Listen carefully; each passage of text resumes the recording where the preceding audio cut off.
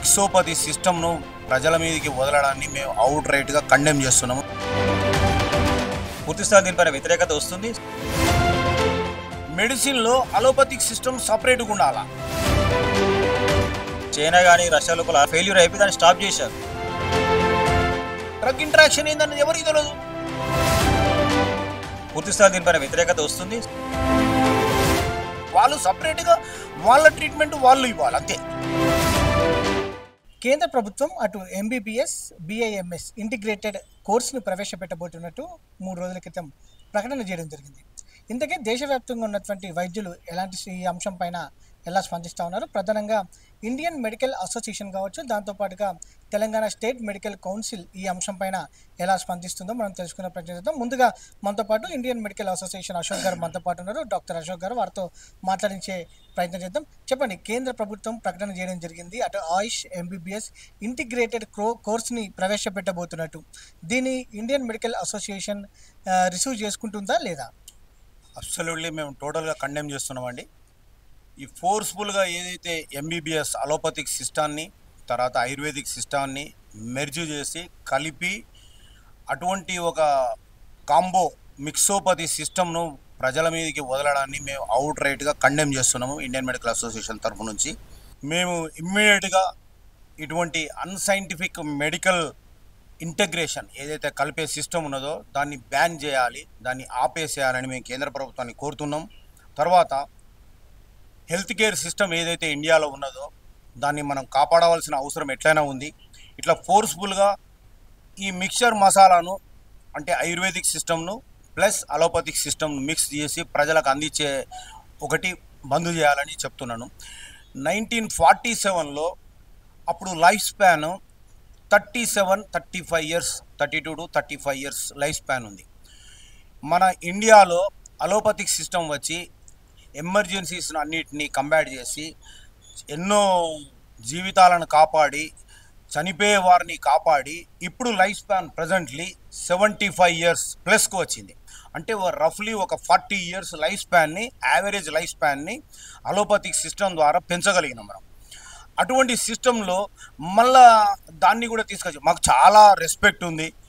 ఆయుర్వేదం అనేది మన ఇండియాలోనే పుట్టింది కాబట్టి వాటి ద్వారానే మన మూలాలు వాటిలో ఉన్నాయి కాబట్టి మన హిందుస్థాన్లో మాకు చాలా రెస్పెక్ట్, వాల్యూ, దాని మీద మాకు గౌరవం చాలా ఉంది. అయినా కూడా అది సపరేట్గా ఒక సిస్టమ్ వాళ్ళు కూడా ప్యారలల్గా మీదికి రావాలా, వాళ్ళ సిస్టంలో వాళ్ళు ట్రీట్మెంట్ ఇవ్వాలా. వాళ్ళు ఏ రోజు కూడా ఆయుర్వేదిక్ స్టూడెంట్స్ ఎంబీబీఎస్ స్టూడెంట్స్ చదివిన సబ్జెక్ట్స్ను వాళ్ళు ఈ రకంగా చదవలేరు. మా ఎక్స్పీరియన్స్లో మాకు చెప్తున్నాం మేము అన్నట్టు. ఇక్కడ ఎన్నైతే సబ్జెక్ట్స్ ఉన్నాయో 17 to 20 సబ్జెక్ట్స్ ఉన్నాయి. ఈ సబ్జెక్ట్స్ అన్నీ అలోపతిక్ సిస్టంలో ఎంటర్ అయిన స్టూడెంట్స్ వాళ్ళు చదివి వాళ్ళ బ్రెయిన్ లిక్విడ్ అయిపోతుంది. రఫ్గా చాలా చదువుతారు, ఎక్సెస్గా చదివి దాన్ని మొత్తం నాలెడ్జ్ను వాడు కాంకర్ చేసేసి వాళ్ళు ఒక పర్ఫెక్ట్ ట్రీట్మెంట్ను ప్రజలకు ఇవ్వడానికి బయటకు వస్తారు అన్నట్టు. అయితే ప్రధానంగా దీని ద్వారా ఏ నష్టం ఉందంటారు మీరు? అసలు డ్రగ్ కాంప్లికేషన్ వచ్చే అవకాశం ఉంది. ఆ స్టూడెంట్స్కు క్లినికల్ ఫీచర్స్ ఐడెంటిఫై చేసే వాళ్ళకు బిఏఎంఎస్ వాళ్ళకు అటువంటి నాలెడ్జ్ ఉండే అవకాశం లేదు. తర్వాత ఎప్పుడైనా కూడా మెడిసిన్లో అలోపతిక్ సిస్టమ్ సపరేట్గా ఉండాలా. వేరే హోమియోపతి కానీ, ఆయుర్వేదిక్ కానీ, యునాని కానీ, ఇంకా ఎనీ అదర్ సిస్టమ్ వాళ్ళు సపరేట్గా వాళ్ళ ట్రీట్మెంట్ వాళ్ళు ఇవ్వాలి అంతే. మేము మొదటి నుంచి కూడా ఎన్ఎంసి గైడ్లైన్స్ ప్రకారం కానీ, మెడికల్ కౌన్సిల్ యొక్క గైడ్లైన్స్ ప్రకారం కానీ, కొన్ని డికేడ్స్ నుంచి వచ్చిన సిస్టంలో రూల్స్ అండ్ రెగ్యులేషన్ ప్రకారము అలోపతిక్ డాక్టరు ఓన్లీ అలోపతిక్ ట్రీట్మెంటే రాయాలి. వేరే పతి డాక్టర్స్ వాళ్ళ పతి ట్రీట్మెంట్సే వాళ్ళ ఎగ్జిస్టింగ్ వాటినే రాయాలి. మిక్చర్ చేసినప్పుడు వాటి నాలెడ్జ్ వీటికి, వీటి నాలెడ్జ్ వాటికి. ఇప్పుడు డ్రగ్ ఇంట్రాక్షన్ ఒక ఆయుర్వేదిక్ డ్రగ్ ఇస్తాడు, ఈ డ్రగ్ ఇస్తాడు. డ్రగ్ ఇంట్రాక్షన్ ఏందన్నది ఎవరికి తెలియదు.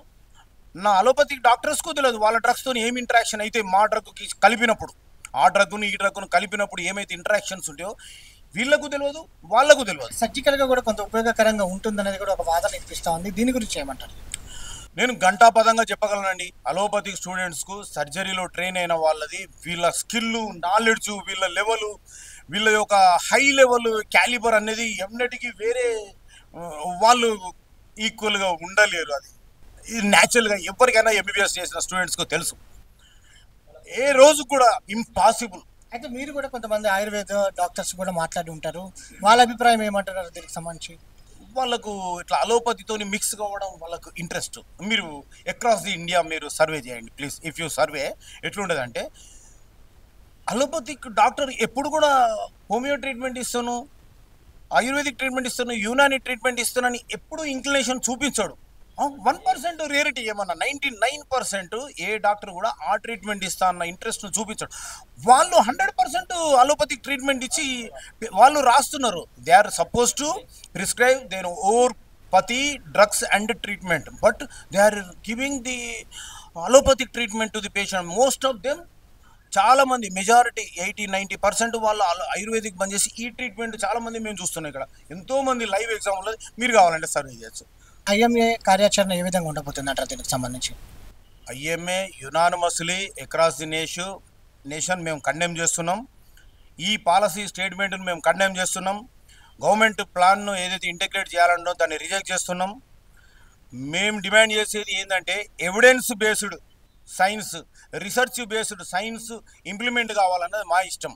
ఎందుకంటే ఆయుర్వేదిక్ కూడా మన గవర్నమెంట్, సెంట్రల్ గవర్నమెంట్ ఆయుర్వేదిక్ని కూడా రీసెర్చ్ డెవలప్ చేయనియండి. ఒక డికేడ్ వాళ్ళది వాళ్ళు డెవలప్ చేసి వాళ్ళు కూడా బయటికి వచ్చి మా డ్రగ్ ఇస్తే ఈ జబ్బుల మీద మా మందులు ఇస్తే ఈ రకంగా ఉంటుంది అనేది ఒక డాటా, ఒక 10 years అన్న వాళ్ళు చేసి వాళ్ళని కూడా మీదికి ప్యారలల్గా వచ్చి వాళ్ళు కూడా మీది రీసెర్చ్ కోసం గవర్నమెంట్ స్పెండ్ చేయాలి. రీసెర్చ్ కోసం స్పెండ్ చేయకుండా ఇట్లా పబ్లిక్ ప్రాణాలతోని చెలగాటం అయ్యే అవకాశం ఉంది. My humble request to the state government, central governments to stop implementing integration of ఆయుర్వేదం and allopathy system. We condemn outrightly. We stand on this. We don't want to support this type of system. Integration will be condemned. Indian medical association చాలా తీవ్రంగా ఈ విషయాన్ని ఖండిస్తున్నట్టు కూడా తెలపడం జరిగింది. ఆయుర్వేదం సంబంధించి కావచ్చు, దాంతోపాటుగా ఎంబీబీఎస్ ఇంటిగ్రేటెడ్ కోర్సును తాము తీవ్రంగా ఖండిస్తున్నామని చెప్పారు. ప్రజెంట్ మనతో పాటు తెలంగాణ స్టేట్ మెడికల్ కౌన్సిల్ ఏదైతే వైస్ ప్రెసిడెంట్ శ్రీనివాస్ గారు మనతో పాటు ఉన్నారు. వారి అభిప్రాయాన్ని కూడా మనం తెలుసుకునే ప్రయత్నం చేద్దాం. చెప్పండి, ఈ అంశాన్ని ఏదైతే ఎంబీబీఎస్ కావచ్చు, ఆయుష్ ఈ ఇంటిగ్రేటెడ్ కోర్స్ని మీరు ఆమోదిస్తున్నారా తెలంగాణ స్టేట్ మెడికల్ కౌన్సిల్ తరపు నుంచి కూడా? అంటే ఇది integration of MBBS plus BAMS అంటే ఆయుష్ ఏదైతే ఉందో ఇది complete unscientific way of treatment అని చెప్పేసి గతం లోపల చైనాలో ఫెయిల్యూర్ అయిన సిస్టమ్ ఇది. ఇప్పుడు ఏంటంటే మనకు ఎగ్జిస్టింగ్ మెడికల్ కాలేజ్ సంఖ్య ఆల్ ఓవర్ ఇండియా లోపల 779 మెడికల్ కాలేజ్ ఉన్నాయి. 1,35,000 ఎంబీబీఎస్ సీట్స్ ఉన్నాయి. సో తర్వాత ఇప్పుడు చెప్పినట్టు రీసెర్చ్లో భాగంగా ఏంటంటే మనం యాంటీ క్యాన్సర్ డ్రగ్స్ కావచ్చు, డయాబెటీస్ కానీ, హైపర్టెన్షన్ కానీ, ఇన్ఫెక్షన్ డిసీజ్ సంబంధించి అడ్వాన్స్డ్ టైప్ ఆఫ్ ట్రీట్మెంట్లు మనం ఇన్వెంట్ చేస్తున్నాము. రీసెర్చ్ ఆ లెవెల్లో జరుగుతుంది. గతంలో కోవిడ్-19 సంబంధించిన రీసెర్చ్ కూడా మనం ఎంత పెద్ద ఎత్తున బాగా చేసాం, మనం ఎంత బాగా కోవిడ్-19 ఎదుర్కొన్నాము, దానికి సంబంధించిన వ్యాక్సిన్ సంబంధించి కావచ్చు, ఇంత పెద్ద ఎత్తున రీసెర్చ్ జరుగుతున్నట్టు ఈ తరుణం లోపల ఇంటిగ్రేషన్ ఆఫ్ ఎంబీబీఎస్ అండ్ ఆయుష్ సంబంధించి అనేది మంచి నిర్ణయం కాదనేది ఆల్ ఓవర్ అందరు డాక్టర్ల యొక్క ఒపీనియన్ ఇది. తర్వాత రిగార్డింగ్ నేషనల్ అడ్వైజరీ కౌన్సిల్లో కూడా దీనిపై డిస్కషన్ జరిగింది. ఆల్ స్టేట్స్ నుంచి కూడా దీన్ని అపోజ్ చేశారు. సో అటానమస్ బాడీ అనేటువంటి జిప్పర్ లోపల దీన్ని ఒక కేస్ స్టడీలా చేద్దామని చెప్పేసి దాని అటానమస్ బాడీ లోపల జిప్మలో ఒక నిర్ణయం తీసుకున్నారు. సో దీనికి సంబంధించి ఇప్పుడు ఎంత వ్యతిరేకత వస్తుంది జూనియర్ డాక్టర్స్ నుంచి కావచ్చు, ఐఎంఏ సీనియర్ డాక్టర్స్ నుంచి కానీ, మిగతా ఆల్ అసోసియేషన్ నుంచి కావచ్చు, పూర్తి స్థాయి దీనిపైన వ్యతిరేకత వస్తుంది. సో ఇంటిగ్రేషన్ అనేటువంటి సరైన పద్ధతి కాదు. బికాజ్ డ్రగ్ ఇంటరాక్షన్స్ అనేవి ఉంటాయి. ఇంతకుముందు మనం అశోక్ సార్ చెప్పినట్టుగా డ్రగ్ ఇంటరాక్షన్స్ అనేవి చాలా ఇంపార్టెంట్. బికాజ్ మనం ఒక డ్రగ్ తీసుకుంటే దానికి ఓరల్ తీసుకున్నప్పుడు absorption, distribution, metabolism and excretion అంటాం. సో మనం అబ్జార్ప్షన్ లోపల కూడా నువ్వు ayurvedic drugs, allopathic drug mix చేసి నువ్వు డ్రగ్ తీసుకుంటే అబ్జార్ప్షన్ లోపల డిఫరెన్స్ వస్తుంది. మెటబాలిజం లోపల metabolic enzyme cytochrome P3A4 levels alter అయినప్పుడు డ్రగ్ ఇంటరాక్షన్స్ వస్తుంది. ఆ డ్రగ్ ఇంటరాక్షన్స్ వచ్చి మీకు మెటబాలిజం లోపల ఇంటరాక్షన్స్ వస్తే ఏమైందంటే టాక్సిక్ లెవెల్స్ పెరుగుతాయి. సో టాక్సిక్ పెరిగితే ఏమైతే మీ ఇంట్లో ఇంటర్నల్ ఆర్గన్స్ డ్యామేజ్ అయ్యే అవకాశం ఉంటుంది. అడ్వర్స్ రియాక్షన్స్ అనేవి వస్తాయి. ఆల్వేస్ ఎనీ క్లినికల్ ట్రయల్స్లో కానీ క్లినికల్ స్టడీస్ లోపల ఏంటంటే main efficacy is the primary point. ఒక డిసీజ్కి ఒక డ్రగ్ ఇచ్చినప్పుడు ఎంత లెవెల్ లోపల డిసీజ్ తగ్గుతుంది అనేది ఎఫికసీ చూపిస్తుంది. దాంతోపాటుగా సేఫ్టీ ఎండ్ పాయింట్స్ అనేవి ఉంటాయి, సెకండరీ ఎండ్ పాయింట్. ఇప్పటికే ఆయుర్వేదంలో కూడా లేటెస్ట్ అడ్వాన్స్ ఎక్విప్మెంట్ ఏదైతే రోగ నిర్ధారణ పరీక్షలకు సంబంధించి కూడా ఆయుర్వేదం సెక్టర్ కూడా వాటిని వినియోగించుకుంటుంది. వాటి పరీక్షల ద్వారా ఆయుర్వేదం ట్రీట్మెంట్ అందిస్తున్నటువంటి అవకాశం ఉంటుంది. ఈ ఇంటిగ్రేటెడ్ కోర్స్ కనుక వస్తే కొన్ని జబ్బులకు కూడా మెడిసిన్ దొరికే అవకాశం ఉంటుంది, దీంతో నుంచి కానీ దాంతో నుంచి కానీ అనేది కూడా ఒక వాదన వినిపిస్తూ ఉంది. కొంతమంది మాట్లాడుతూ ఉన్నారు దీనికి సంబంధించి. కోర్స్ వల్ల ఆ కోర్సు అడ్వాన్స్ చేసుకోవచ్చు. ఇప్పుడు BAMS ఉంది, ఆయుర్వేదిక్ డ్రగ్స్ ఇవ్వండి, దానిపై రీసెర్చ్ చేయండి, ఆయుర్వేదిక్ డాక్టర్లు మీరు ఆయుర్వేదిక్ మందులో రాయండి, హోమియో వాళ్ళు హోమియోనే మీరు రీసెర్చ్ చేసుకుని డెవలప్ చేయండి, యునాని వాళ్ళు యునాని చేయండి. But integration of both MBBS and దీన్ని ఆయుష్ ఇంటిగ్రేట్ చేసి దాన్ని మిక్స్ చేస్తాము. ఇది ఆల్రెడీ ఫెయిల్యూర్ సిస్టమ్. మీరు చైనా కానీ రష్యా లోపల అలాంటి కంట్రీ లోపల ఆల్రెడీ ఇంటిగ్రేట్ చేసి అక్కడ ఫెయిల్యూర్ అయిపోయి దాన్ని స్టాప్ చేశారు.